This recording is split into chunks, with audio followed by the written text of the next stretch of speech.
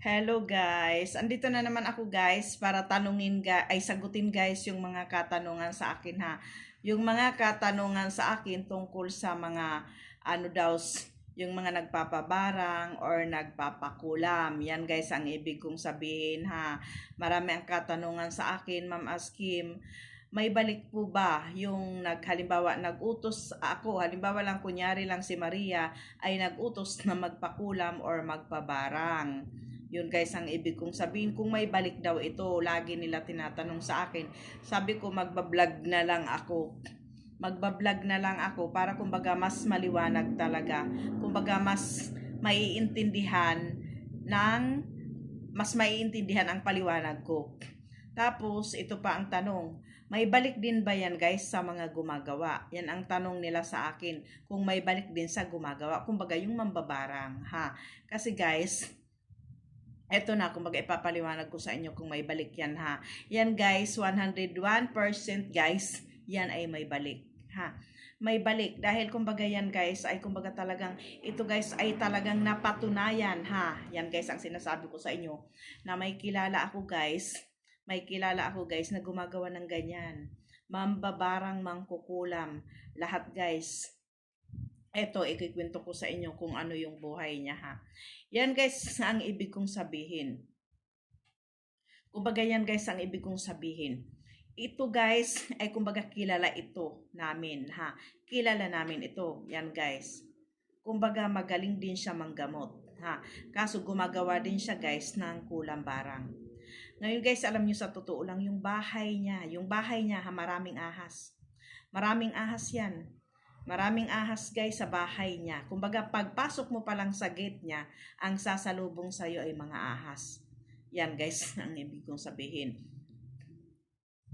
Pero guys, alam niyo sa totoo lang, wala talagang nagtatagumpay guys na masama. Ha? Hindi nagtatagumpay ang masama sa mabuti. Yan guys, sikat talaga siya, kumbaga kilala. Pero anong nangyari sa kanya? Nung namatay siya guys, yung namatay siya sa inyo. Bali na, ko na yata ito guys sa inyo minsan na nababanggit ko ito sa mga vlog ko. Nung namatay siya guys, ay yan guys kumbaga may mutya siya sa loob ng katawan. Pero ang mutya na to guys ay gamit ng kasamaan. Kasi syempre, nang kukulam siya or nang babarang. Ganun guys ang ibig kong sabihin ha. Nang kukulam siya or nang babarang.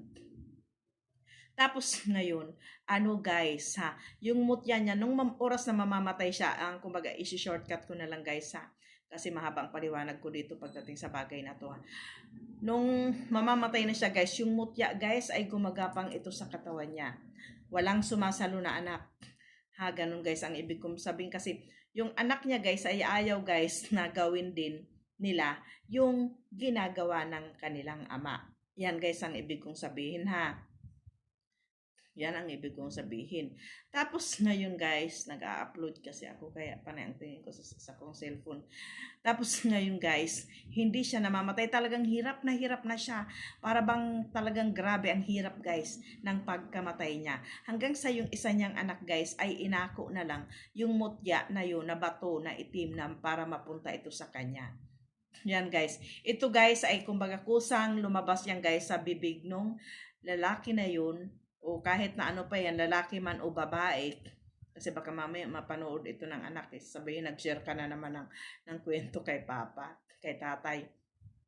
Yan guys ang ibig kong sabihin.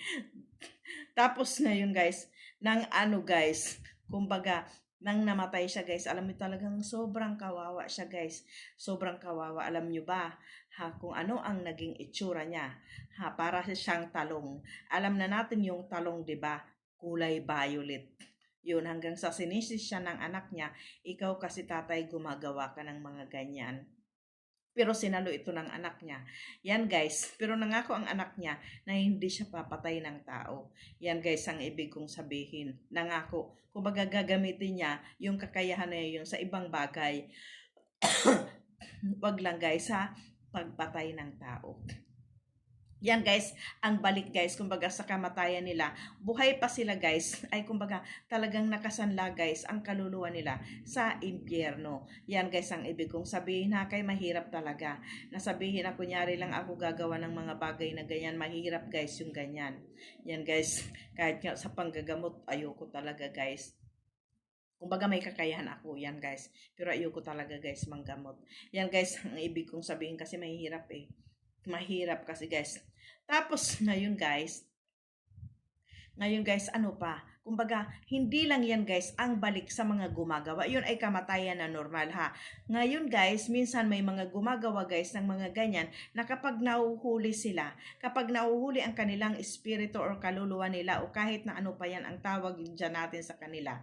Ha, kapag nauhuli ito guys, ay talagang tinutuluyan sila. Kinakatay sila, pwede silang katayin guys ng isang magaling na albularyo. Yan guys, pwede silang tugisin. Ha, yan guys, kumbaga, ang ano nito guys, ang ginagawa dito guys ay, kumbaga kunyari lang ako guys ay, kunyari lang si Maria, wag na lang ako guys, example. Kunyari si Maria, yan guys, si Maria ay pinakulam. Tapos ngayon guys, si Maria ay nakapunta sa magaling na albularyo. Ngayon guys, syempre nandyan magaling ang albularyo na yan. Ang ano guys na yan ay may panawag sila sa halimbawa, kunyari ang nangkulam na ang gumawa ng barang ay isang matanda, mapababae man yan o lalaki, pwedeng ang kaluluwa nito or espiritu nito ay papasukin dyan kay Maria habang ginagamot at ngayon pwede siyang tugisin dyan. Kumbaga sa pamamagitan ng pagsapi, guys niya, doon sa kay Maria na yan na nagpapagamot, pwede siyang patayin ng isang albularyo na magaling. Guys, yan guys ang ibig kong sabihin. Kasi may mga magagaling talaga guys na albularyo. Kumbaga may magagaling talaga guys na albularyo eh. Yan guys ang ibig kong sabihin, sandali lang guys. May magagaling guys na albularyo, kumbaga talagang mga magagaling talaga na kaya nilang kumatay guys ng ano. Kaya hindi rin guys ganun kabilis guys yung ano, yung sabihin guys na ano, na sabihin na lang natin guys na mambarang ang isang tao. Hindi madali yan sa kanila. Kasi kapag nahuhuli sila, kamatayan din ang bagsak nila. Yan guys ang ibig kong sabihin. Kasi may magagaling guys na albularyo, talagang magagaling sila. Yan guys ang ibig kong sabihin na talagang kaya nilang, kumbaga matitindi yung albularyo na yan. Yan guys ang ibig kong sabihin. Marami guys yung mga may kakayahan sa spiritual guys. Sa totoo lang, maraming may kakayahan sa spiritual na parang namamagic ang lahat minsan. Kumbaga namamagic. Minsan nga kahit anong init yan guys, kapag ang isang magaling sa spiritual ay ano guys, kumbaga kaya yan paanuhin guys na sabihin na magdilim ang panahon, yung gano'n na kumulog ng kumulog. May mga kakayahan guys na ganyan na talagang magagaling.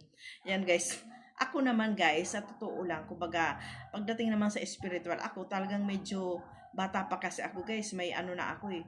Minsan nga, nakakaano ako eh, sabihin ko sa inyo yung pagdating sa weather guys na, isasampol ko lang ito. Yan, kahit na anong init niyan guys, minsan maraming nagtatanong sa akin, uulan kaya yan? Yan, sabi ko, uulan yan mamaya. Kahit na anong init yan, tirik na tirik ang ano ha. Pero pag nagsabi ako niyan guys na uulan yan mamaya, pero mamaya pa yan, talagang uulan yan. Talagang kumbaga ang bibig ko minsan guys, or ang ano ko minsan ay nakakabasa ako kahit pagdating sa panahon. Hindi lang guys, kahit pagdating sa weather guys, nakakabasa ako ng weather. Yung ganun guys, na halimbawa naman, grabe ang ulan, ay halimbawa, grabe naman ang bagyo. Magsasabi ako niyan, ay sa sunod na araw niyan, or bukas, ano na yan, labas ng araw niyan.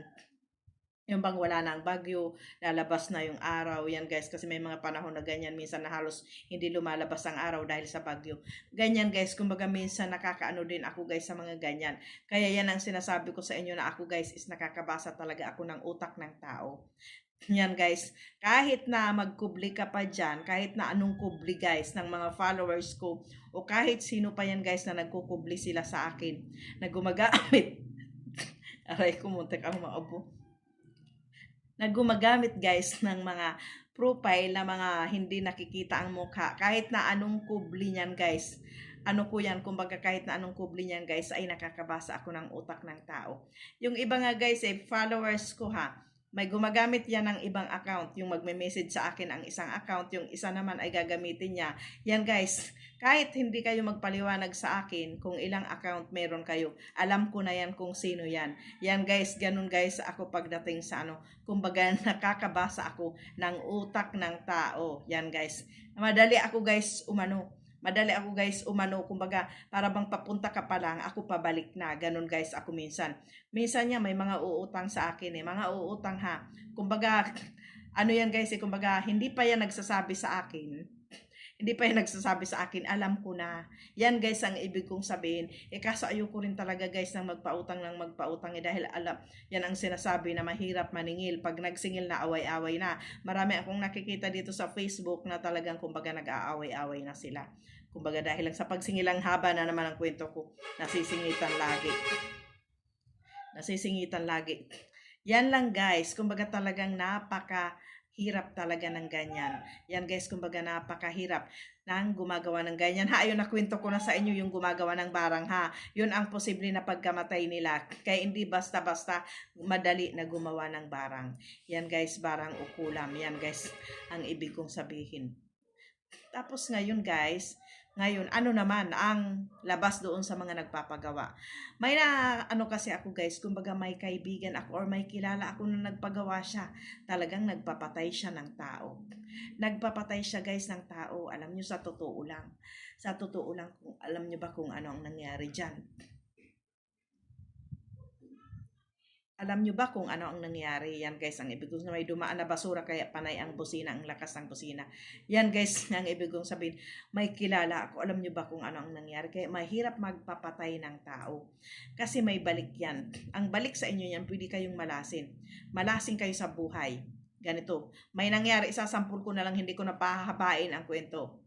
Eto, may nagpagawa ng ganyan guys, ano ang nangyari? Talagang na-aksidente siya. Na-aksidente tapos ngayon, ito guys ay nawala ng trabaho. Ha? Pagkatapos dyan, nawala ng trabaho. Kumbaga lahat ng kamalasan sa buhay, pabilisan na to guys ha. Kasi ang haba na ng kwento ko. Kamalasan sa buhay ay dinapuan siya. Yan guys, pagdating sa trabaho, natanggal siya. Yan guys, ang ibig kong sabihin ha. Natanggal sa trabaho, tapos minalas pa sa boyfriend. Yan guys, tapos nagkasakit hanggang sa siya guys ay namatay. Kumbaga, kaya mahirap guys magpapatay ng isang tao. Yan guys ang ibig kong sabihin, napakahirap. Kasi kumbaga ang karma niyan guys ay nandyan ang balik. Oo, mamamatay nga yung tao na pinabarang mo, pinakula mo. Pero yun guys, kumbaga tayo guys ay mananagot kay God. Yan guys ang ibig kong sabihin. Kaya may balik. May balik yan sa atin sa mga nagpapagawa ng ganyan. Yan ang ibig kong sabihin ha. Kumbaga lahat may balik yan guys ha. Gumagawa.